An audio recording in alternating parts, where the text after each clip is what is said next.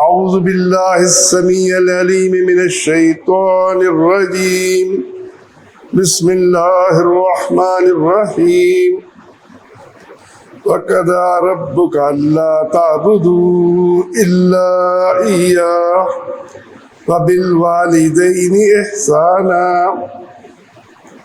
إِمَّا يَبْلُغَنَّ عِندَكَ الْكِبَرَ أَحَدُهُمَا أَوْ كِلَاهُمَا فَلَا تَقُل لَّهُمَا أُفٍّ وَلَا تَنْهَرْهُمَا وَقُل لَّهُمَا قَوْلًا كَرِيمًا۔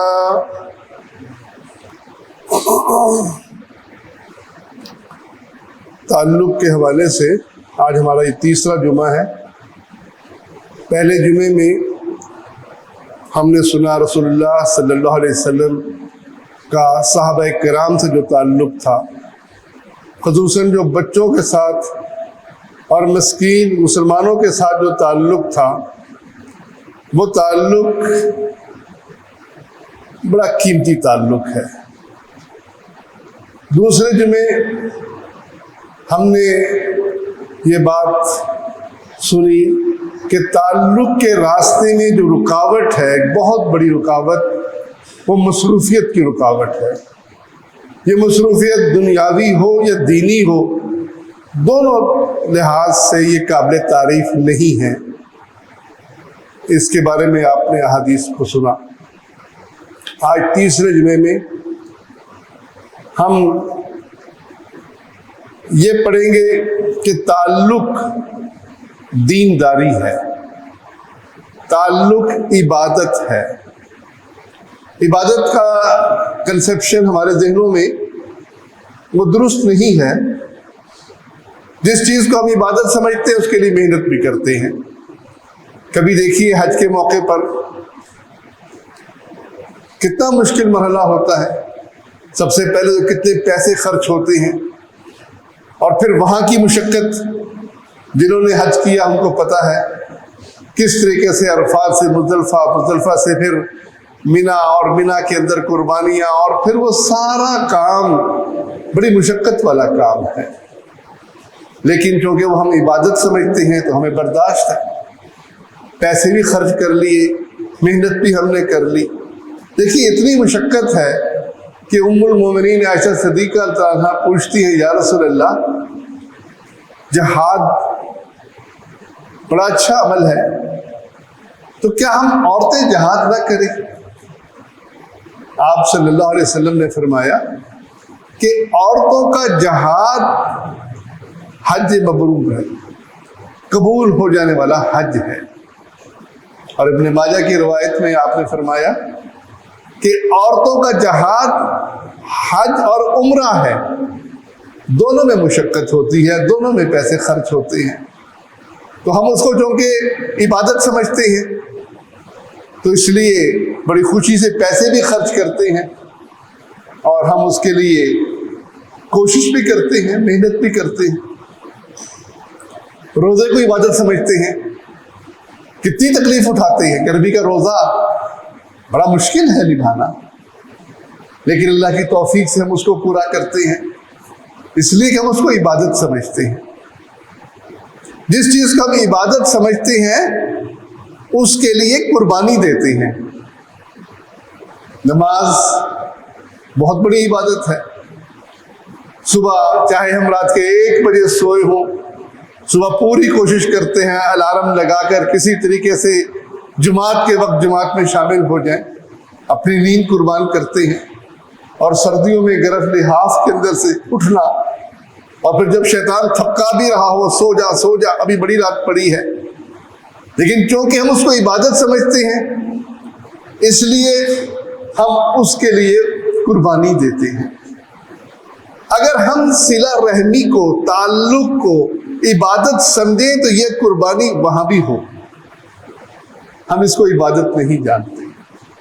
ہمارے ذہنوں میں عبادت مسجد اور حج اور عمرے کے حد تک محدود ہے، حالانکہ عبادت کی بڑی جامع تعریف جو علماء کرام نے کی ہے، ہر وہ عمل جس پر اللہ خوش ہوتا ہے، جس پر اللہ اجر دیتا ہے، وہ عبادت ہے۔ اور جس بات پر اللہ ناراض ہوتا ہے اور اللہ اس پر غضبناک ہوتا ہے وہ اللہ کی بغاوت ہے، اللہ کی ناراضگی ہے۔ ٹھیک ہے، ناراضگی کی بھی درجات ہیں، عبادت کی بھی درجات ہیں، لیکن جس کام پر اللہ خوش ہو، آدمی کو جنت دے، تو وہ عبادت ہے۔ ابو ایوب انصاری رضی اللہ تعالیٰ عنہ بیان کرتے ہیں، ایک صحابی رسول اللہ صلی اللہ علیہ وسلم کے پاس آیا، عرض کیا یا رسول اللہ مجھے کوئی ایسا عمل بتائیے جو مجھے جنت میں داخل کر دے، جہنم کے عذاب سے بچا لے۔ آپ صلی اللہ علیہ وسلم نے فرمایا اس بات کی گواہی دو کہ اللہ کے سوا کوئی بندگی کے لائق نہیں، وہ لا شریک ہے۔ نماز قائم کرو، زکوٰۃ ادا کرو اور رشتہ داروں کے ساتھ حسن سلوک کرو۔ وہ شخص چلا گیا۔ اس کے بعد آپ صلی اللہ علیہ وسلم نے فرمایا اگر اس شخص نے میری یہ بات قبول کر لی، اس پر عمل کر لیا، جنت میں جائے گا۔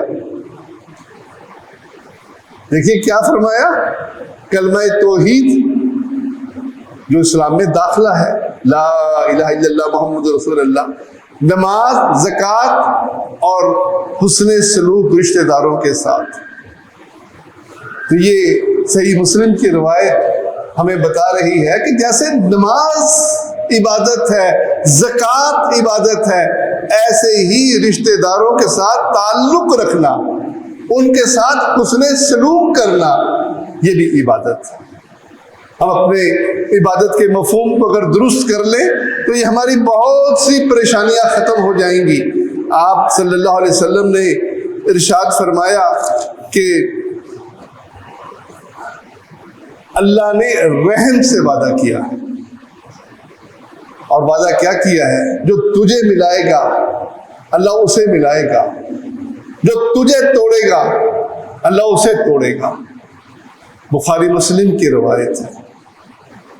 آپ صلی اللہ علیہ وسلم فرماتے ہیں جو شخص اللہ پر اور آخرت کے دن پر ایمان رکھتا ہے اسے چاہیے 3 باتیں کہیں آپ نے۔ پہلی بات، مہمان کی عزت کرے، خدمت کرے۔ ہمارے لیے مہمان سب سے مشکل مرحلہ ہوتا ہے، ہم تنگ آ جاتے ہیں مہمانوں سے۔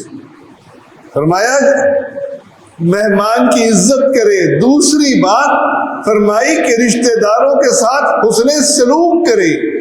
اور تیسری بات بڑی اہم بات ہے کہ بھلائی کی بات کرے یا خاموش ہو جائے۔ بخاری مسلم کی حدیث ہے۔ تو بھائیو اگر ہم اس کو عبادت سمجھیں گے تو پھر اس کے لیے محنت کریں گے، اس کے لیے جو بھی کچھ کرنا پڑے، چونکہ ہم نے اس کو عبادت سمجھی ہے، اللہ کی بندگی سمجھی ہے، اور بندگی کرنے کے لیے جو قربانی ہمیں دینی پڑے ہم دے دیں گے۔ لیکن جب عبادت نہیں سمجھیں گے تو پھر ہمارے لیے سب سے مشکل مرحلہ یہی ہوگا کہ رشتہ داری کیسے نبھائی جائے۔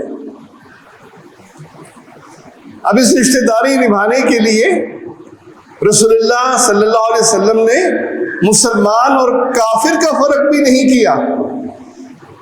صحیح بخاری اور مسلم کی روایت ہے، آپ فرماتے ہیں فلاں اور فلاں کی اولاد، یعنی کفار کا نام لے کر، وہ میرے دوست نہیں ہیں، میرے ولی نہیں ہیں، میرے دوست تو اللہ ہے اور ایمان والے ہیں، لیکن میرے رشتہ دار ہیں جس رشتہ داری کو میں منحوس رکھتا ہوں۔ یہ بخاری مسلم کی روایت ہے۔ اسماء بنت ابی بکر رضی اللہ تعالیٰ عنہ رسول اللہ صلی اللہ علیہ وسلم کی خدمت میں حاضر ہوئی اور عرض کیا یا رسول اللہ میری والدہ آئی ہیں، اور یہ وہ موقع ہے جب صلح حدیبیہ ہوا تھا اور آنا جانا مسلمانوں کا اور کفار کا آپس میں ملنا شروع ہوا تھا، اور وہ چاہتی ہیں کہ میں ان کے ساتھ صلہ رحمی کروں، حسن سلوک کروں۔ آپ نے حکم دیا کہ تم صلہ رحمی کرو۔ اپنی والدہ کے ساتھ. یہ روایت بھی بخاری اور مسلم کی روایت ہے. گویا اس کے لیے مسلمان اور کافر کا فرق نہیں ہے. رشتہ دار ہونا بذات خود اس بات کا حقدار ہے کہ اس کے ساتھ حسن سلوک کیا جائے. اب حسن سلوک کیسے کیا جائے؟ سب سے پہلی چیز مال خرچ کرنا، جو سب سے مشکل کام ہے. اور اللہ کے نبی صلی اللہ علیہ وسلم نے کیسے ترغیب دلائی، کیا خوبصورت انداز ہے. فرمایا، صحیح مسلم کی روایت ہے، فرمایا کہ ایک شخص 1 دینار خرچ کرتا ہے جہاد فی سبیل اللہ پر. اللہ کے راستے میں جہاد کرنے والوں کے لیے کوئی گھوڑے کا انتظام کرتا ہے، کوئی تیر کا انتظام کرتا ہے، ساز و سامان کا انتظام کرتا ہے. 1 دینار وہ جہاد فی سبیل اللہ پر خرچ کرتا ہے. 1 دینار غلام آزاد کرنے پر خرچ کرتا ہے. 1 دینار وہ کسی مسکین پر خرچ کرتا ہے. اور 1 دینار وہ اپنی بیوی بچوں پر خرچ کرتا ہے. اجر کے لحاظ سے وہ دینار جو اس نے بیوی بچوں پر خرچ کیا، وہ ان باقی کاموں پر خرچ کرنے سے زیادہ اجر کا باعث ہے. کبھی سوچا ہم نے یہ؟ ہمارے پاس پیسے ہو جائیں، مسجد بنا دو، پنکھا لگا دو، اور ضرورت ہے لگانی بھی چاہیے، اس پہ خرچ بھی ہونا چاہیے. لیکن بیوی اور بچوں پر خرچ کرتے ہوئے، والدین پر خرچ کرتے ہوئے، رشتہ داروں پر خرچ کرتے ہوئے ہمارے دل میں تنگی ہو، ہمیں یہ لگے کہ یہ ATM مشین بنا دی ہے انہوں نے، ہر مہینے پیسے خرچ کرنے پڑتے ہیں. اگر عبادت کا تصور درست ہوگا تو پھر مال خرچ کرنا بھی آسان ہو جائے گا. ام سلمہ رضی اللہ تعالیٰ عنہا رسول اللہ صلی اللہ علیہ وسلم کی خدمت میں حاضر ہوئی اور کہنے لگی، یا رسول اللہ، ابو سلمہ کی پہلی بیوی کی اولاد ہے، یہ اولاد پیسوں کی، مال کی مستحق ہے. اگر میں ان پر مال خرچ کروں مجھے اجر ملے گا؟ یعنی تصور یہی کہ یہ تو ذمہ داری ہے، یہ تو کرنا ہے، اس پہ اجر کس بات کا؟ اللہ کے نبی صلی اللہ علیہ وسلم فرماتے ہیں کہ تمہیں اجر ملے گا. یہ اجر یقیناً اسی بات کا ملے گا کہ یہ بھی بندگی ہے. آپ صلی اللہ علیہ وسلم فرماتے ہیں، تحفہ دو، تمہاری محبت بڑھے گی. اب یہ تحفہ دینا ویسے ہی ختم ہو گیا. اگر دیتے بھی تھے تو دوستوں کو دیا کرتے تھے. کبھی بیوی کو تحفہ دیا جائے، کبھی بچے کو تحفہ دیا جائے. یہ ہم نے کبھی سیکھا ہی نہیں. ان کے لیے تو سارا مال موجود ہے، وہ تو روٹی کھاتے ہیں میرے پاس، ان کو میں نے مکان لے کے دے رکھا ہے، اب ان کو میں تحفہ دوں؟ یہ تو بات بالکل نامناسب ہے. آپ نے فرمایا تحفہ دو، تمہاری محبت بڑھے گی. اولاد کو تحفہ دو، بیوی کو تحفہ دو، رشتہ دار بہن بھائیوں کو تحفہ دو، اگر تم حسن سلوک کرنا چاہتے. یہ مال خرچ کرنا بڑا ہی مشکل ہے، لیکن بڑی ترغیب ہے اس کی. رسول اللہ صلی اللہ علیہ وسلم فرماتے ہیں، بڑا خوبصورت آپ کا فرمان ہے، یہ ترمذی کی صحیح روایت ہے. آپ فرماتے ہیں شاعر، یہ شاعر کون ہوا کرتے تھے؟ اس زمانے میں شاعر کسی کے تعریف میں شعر بنا دیا کرتے تھے، کسی کی مذمت میں شعر بنا دیا کرتے تھے. شاعر سے لوگ بڑا ڈرتے تھے. اب تو فیس بک کا دور ہے، سوشل میڈیا کا دور ہے، اب چیزیں بدل گئی. اللہ کے نبی صلی اللہ علیہ وسلم کے دور میں شاعروں کی بڑی اہمیت ہوا کرتی تھی. وہ چاہتے تو کسی کی عزت میں اتنے کلابے ملاتے کہ اس کو آسمان تک پہنچا دیتے، اور کوئی دوسرا شاعر چاہتا تو زمین کے اوپر لا کر پھینک دیتا. آپ نے فرمایا شاعر کو اور جس کی زبان سے تم خطرہ محسوس کرتے ہو ان کو تحفے دو، ان کو तोहफे देने का हुक्म है। क्यों? आप सल्लल्लाहु अलैहि वसल्लम फरमाते हैं अपनी इज्जत की हिफाजत अपने माल से करो। पूछा या रसूल अल्लाह माल से इज्जत की हिफाजत कैसे करें? यानी अपनी इज्जत का मामला है और उसमें माल का क्या ताल्लुक है?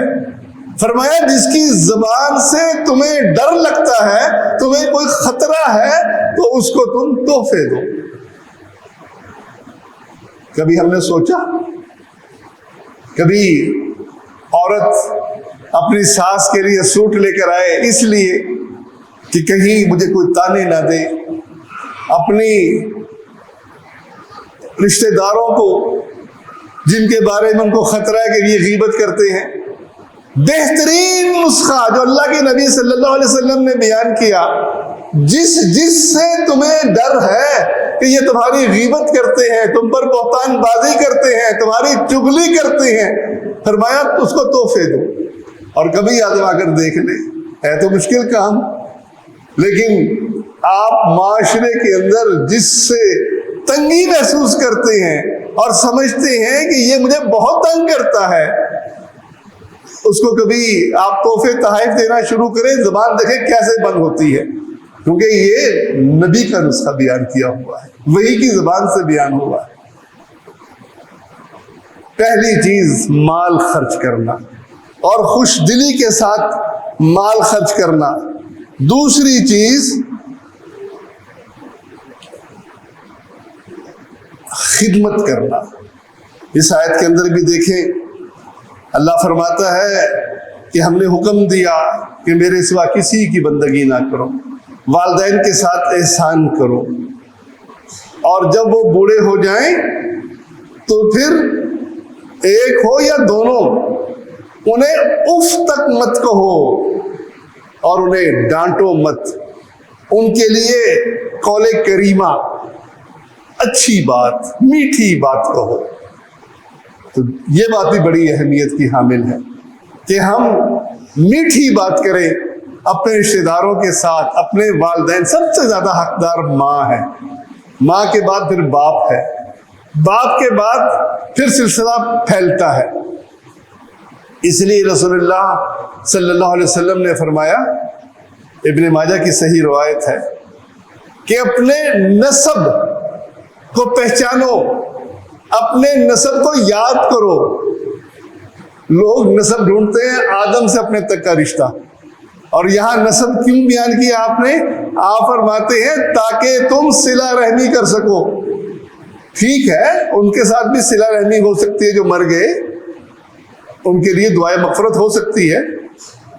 आपको दादे का नाम पता है, अल्लाह मेरे दादे की मग़फ़िरत कर दे, एक छोटा सा एक पॉइंट उनके लिए है, लेकिन असल फरमाया कि जो जिंदा तुम्हारे इर्द गिर्द लोग हैं, तुम उनके नस्ब को पहचानो और उनके साथ हुस्ने सलूक करो। क्या बदला मिलेगा? आपने दुनियावी खुशखबरी सुनाई, तुम्हारे माल में इजाफा होगा, तुम्हारे रिस्क में इजाफा होगा। कभी हमने रिश्तेदारों को ढूंढा कि मेरे दादा तक ही रह जाएं, क्योंकि दादा तक भी बड़ी गनीमत है। दादा का खानदान कौन कौन सा है, कोई थोड़ा सा नाम, दादे के बेटे कौन कौन से हैं, दादे के फिर पोते और पोतियां कौन कौन सी हैं, नाने का खानदान कौन कौन सा है, दादी का खानदान कौन सा है, माँ का खानदान कौन सा है। कभी ये नस्ब, ये है वो सिलसिला जिससे आप हुस्ने सलूक कर सके, और नतीजे में क्या मिलेगा? आपकी जिंदगी लंबी होगी, आपका माल बढ़ेगा। कितनी खूबसूरत बात है। माल खर्च करने के बाद दूसरी चीज जिस्मानी खिदमत। एक सहाबी आया, कहने लगा या रसूल अल्लाह, मैं आपसे बैत करना चाहता हूं हिजरत पर, जहाद पर, और मैं उसका अल्लाह से अजर लूंगा। आप पूछते हैं कि क्या वाकई तो अल्लाह से अजर लेना चाहता है? वगैरह, या रसूल अल्लाह, ये सारे काम तो अजर के लिए कर रहा हूं। आप सल्लल्लाहु अलैहि वसल्लम ने पूछा, क्या तेरे वालिदैन जिंदा हैं? انہوں نے کہا یا رسول اللہ والدین تو زندہ ہیں. فرمایا اگر تو اجر کا طالب ہے جا کر ان کی خدمت کر، ان کے ساتھ جہاد کر. بخاری کی روایت ہے. ہمارے لیے جہاد بڑی اہمیت کا حامل ہے. کتنی قربانیاں دی ہم نے کشمیر میں، اللہ قبول کرے. افغانستان میں کتنی قربانیاں دی، کتنا خون ہمارا استعمال ہوا. ٹھیک ہے اس میں غلط فہمیاں بھی ہوں گی، جو بھی ہے اللہ کا معاملہ. اللہ ان کی قربانیوں کو قبول کرے، ان کی شہادتوں کو قبول کرے. جو افغانستان میں شہید ہو گئے، جو کشمیر میں شہید ہو گئے، اللہ ان کی شہادتوں کو قبول کرے. لیکن آپ نے کیا فرمایا کہ اگر تم اجر لینا چاہتے ہو تو جا کر اپنے والدین کی خدمت کرو. اور ہمارے محلوں کے فتوے کیا ہوا کرتے تھے کہ جہاد کے لیے والدین کی اجازت بھی ضروری نہیں ہے. اب جہاد فرض عین ہو گیا ہے. روس نے، ہمارے جوانی کے دور میں روس نے حملہ کیا تھا پہلا، افغانستان پر حملہ کر دیا اور افغانستان پر قبضہ کر لیا. اب جہاد فرض عین ہو گیا، والدین کسی کے روتے رہیں، پرواہ مت کرو اور جا کر جہاد میں شامل ہو جاؤ. اور آپ فرماتے ہیں کہ اگر تو اجر چاہتا ہے جا اور جا کر ان کی خدمت کر. اور نبی کریم صلی اللہ علیہ وسلم نے بیان فرمایا کہ بیوی کو پانی پلانا یہ اجر کا باعث ہے، اس کا ثواب ہے. صحابی پوچھتا ہے یا رسول اللہ اس میں ثواب ہے؟ آپ نے فرمایا ہاں. وہ گھر جاتا ہے اور جا کر اپنی بیوی کو پہلے پانی پلاتا ہے، پھر حدیث بیان کرتا ہے. ہم تو گھر جا کر ڈنڈا لے کر بیوی کے پیچھے پڑ جاتے ہیں نا. یہ سلسلہ صحیحہ کی حدیث ہے، البانی رحمۃ اللہ علیہ نے اس کو صحیح کہا ہے. ہم تو جا کر کہتے ہیں بس ہم چودھری آ گئے ہیں اور لاؤ پانی جلدی سے، اور اس میں کوئی چینی نہیں ملائی، شکر نہیں ملایا، کوئی شربت نہیں بنایا. ہم اس بات پر غصے ہوتے ہیں. اور اللہ کے نبی صلی اللہ علیہ وسلم فرماتے ہیں کہ عورت کو جو پانی پلائے گا اللہ اس کو اجر دے گا. تو دوسری بات، تیسری بات یہ ہے، یہ دو باتیں بڑی اہم ہیں، مال خرچ کرنا اور دوسرا جسمانی خدمت کرنا. اور تیسری بات رشتہ داروں کی عزت کرنا، ان کی غیبت نہ کرنا، ان کی غیبت نہ سننا. اللہ کے نبی صلی اللہ علیہ وسلم کو سیدہ عائشہ رضی اللہ تعالیٰ عنہ کوئی بیان کرنے لگی کوئی قصہ کہ فلاں مرد اور فلاں عورت کا یہ قصہ ہے. آپ فرمانے لگے مجھے اتنا اور اتنا مال بھی ملے جب بھی میں کسی کے متعلق کوئی بات سننا پسند نہیں کرتا. سلسلہ صحیحہ کی حدیث ہے. اور ہم بغیر تحقیق کے جو بات سنی ہو آگے پہنچا دیتے ہیں. حالانکہ آپ فرماتے ہیں کہ جھوٹا ہونے کے لیے یہی کافی ہے کہ آدمی سنی سنائی بات آگے بیان کرے. مومن تانا دینے والا، لعنت کرنے والا، فحش بکنے والا، فضول گو اور زبان دراز نہیں ہوتا. ترمذی کی صحیح روایت ہے اور یہ ہمارے اندر پورے کا پورا موجود ہے. بیوی ذرا سی حرکت کر دے ہم اس کے سارے خاندان کو یاد کر لیتے ہیں، تیرے باپ نے یہ کیا اور تیرے دادے نے یہ کیا. تو تیسری بات ہم اپنی زبان کی حفاظت کریں. اور چوتھی بات رابطے کے لیے وقت نکالیں. ہمارے پاس وقت نہیں ہے. اللہ کے نبی صلی اللہ علیہ وسلم فرماتے ہیں جہنم کی آگ اس شخص پر حرام ہے جو لوگوں کے قریب رہنے والا ہے، لوگوں کے لیے آسانی کرنے والا ہے، نرمی کرنے والا ہے، نرم خو ہے. ترمذی کی روایت ہے، فرمایا جہنم کی آگ اس پر حرام ہے. اور آپ صلی اللہ علیہ وسلم نے فرمایا وہ شخص، وہ مومن جو لوگوں سے میل جول رکھتا ہے اور میل جول رکھنے کی بنا پر اس کو تکلیف پہنچتی ہے. کسی نے پیسے لیے، قرضہ لیا، قرضہ لے کے بھاگ گیا، کسی نے قریب آنے کے بعد کچھ الزام لگا دیے. تو جو شخص قریب رہتا ہے اور لوگوں کی تکلیفوں کو برداشت کرتا ہے اس مومن سے بہتر ہے جو کسی سے میل ملاپ نہیں رکھتا اور اس کو صبر کرنے کی حاجت ہی نہیں ہوتی. ترمذی کی صحیح روایت ہے۔ تو یہ چیزیں تعلق کے لیے دیکھیے یہ بہت ضروری ہے۔ ابن عمر کہتے ہیں کہ صحابی حاضر ہوا، کہنے لگے یا رسول اللہ گناہ ہو گیا، بڑا گناہ ہو گیا۔ آپ نے یہ کبھی نہیں پوچھا گناہ کون سا ہوا ہے؟ ہمیں تو شوق ہوتا ہے نا، گناہ کون سا ہوا بتا تو صحیح۔ آپ نے فرمایا تیری ماں زندہ ہے؟ کہتا نہیں یا رسول اللہ فوت ہو گئی ہے۔ پوچھا خالہ زندہ ہے؟ ہاں جی خالہ زندہ ہے، کہ جا کر اس کے ساتھ احسان کر۔ وہ احسان میں خدمت بھی آ گئی، سب کچھ آ گیا۔ تو یہ مصروفیت کا عذاب جو ہمارے اوپر مسلط ہے، اس سے نکلیے، وقت نکالیے۔ وقت نہیں تو ہفتے میں ایک دفعہ فون پر تو رابطہ کر لیجئے بہن بھائیوں کے ساتھ۔ مدت گزر جاتی ہے، سال گزر جاتے ہیں، ہمارے پاس وقت نہیں ہوتا، ملاقات کے لیے ہمارے پاس وقت نہیں ہوتا۔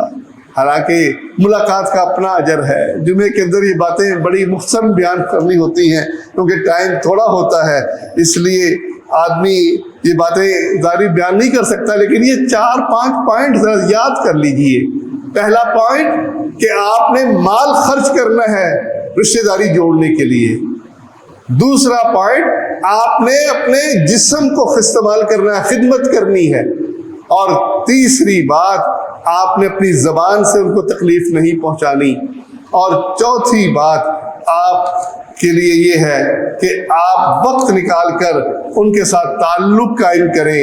اور پانچویں بات یہ ہے کہ دعا، ان کے لیے دعا کریں۔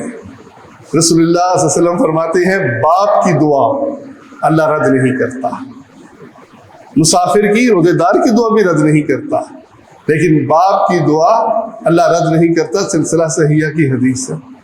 اولاد کے حق میں والد کی دعا قبول ہوتی ہے، یہ ابن ماجہ کی صحیح روایت ہے۔ یہ جو آج کا دور ہمارا آئسولیشن کا دور ہے، الگ تھلگ رہنے کا، وہ جو کوٹھی بنا لی کہاں سوسائٹی کے اندر، کسی سے ملنا جلنے کی ضرورت ہی نہیں ہے، اپنے گھر میں بندہ مست ہے، یہ شریعت کا مطالبہ نہیں ہے۔ شریعت یہ مطالبہ کرتی ہے کہ تم اپنے سلسلہ نسب کو پہچانو، اپنے رشتہ داروں کو پہچانو۔ وہ رشتہ دار پہلے بہن بھائی ہیں، بعد میں کزنز ہیں، ان پر مال بھی خرچ کرو، ان پر وقت بھی خرچ کرو، اور ان کے ساتھ اپنی خوشیاں ان میں تم ان کو شریک بھی کرو۔ یہی راستہ بھائیو کامیابی کا راستہ ہے۔ دیکھیے یہ باتیں اس لیے نہیں کہ ہم سن کر سمجھے مولوی صاحب نے جمعہ پڑھانا تھا، کچھ نہ کچھ تو بولنا تھا۔ درد دل کے سامنے میں آپ کے سامنے یہ اپنی صورتحال رکھ رہا ہوں۔ ہماری سب کی صورتحال یہی ہے، ہم چاہے کتنے بھی دیندار ہوں، صلہ رحمی کے اندر ہم بالکل فیل ہیں۔